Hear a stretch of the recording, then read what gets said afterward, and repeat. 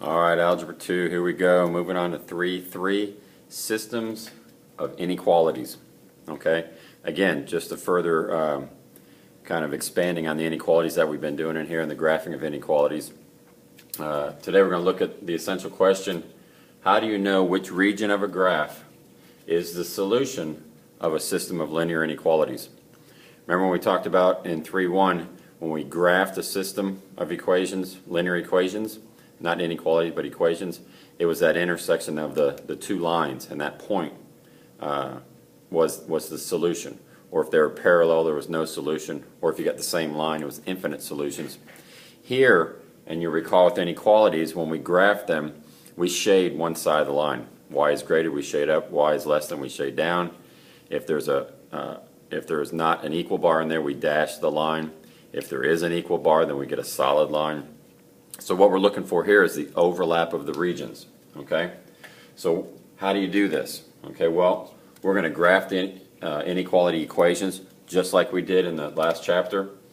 We'll get the equations into the y equals mx plus b form. Then we'll graph each equation, shade them, and where the shading areas overlap, that's where our solution's at. That means I can go into that area there that's overlapped, and I can take one of those points out, x, y, plug it into both equations, and it'll solve both of them. Okay? So let's take a look at one. As we go through here, you'll notice it's no different than what we've been doing. The second equation is already in the y equals. The first one is not, so let's put it in it. So I've got 2x minus y is greater than or equal to negative 3. So I'm going to take this equation over here. I'm going to subtract the 2x over. So I'm going to get that. And I'm going to leave it in that y equals mx plus b form. If you wrote negative 3 minus 2x, it's still the same thing. Okay?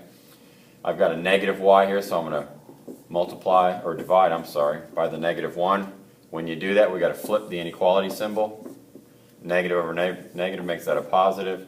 Negative over negative makes that a positive. So now I've got my two equations. Let's graph them and see where they overlap. Now, as we pointed out in class, having graph paper is kind of a necessity here, not as much as the when you're trying to find that exact point, but graph paper makes this nice. So I'll try to get this as even as I can by hand.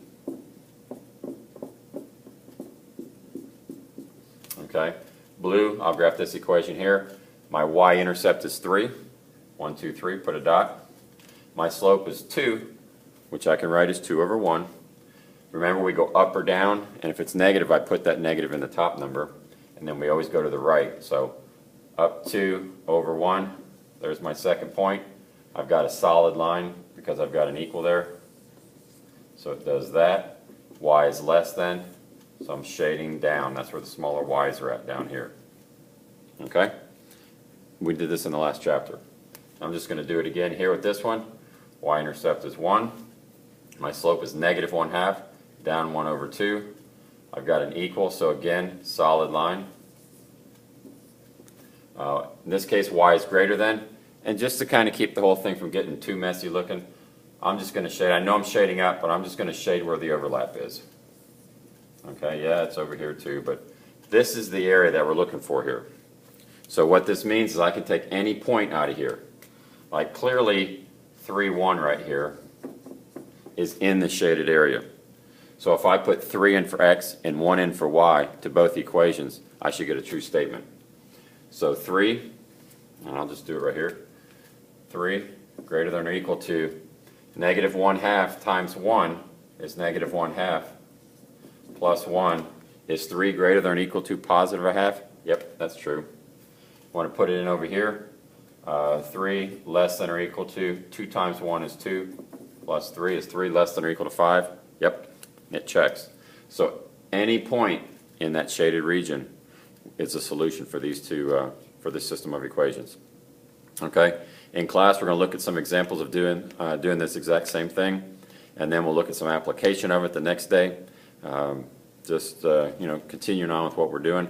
You guys are doing great. This is you know, let's get off to a good start this second 9 weeks. right here with inequalities. Okay, nothing new, just putting two on the same one.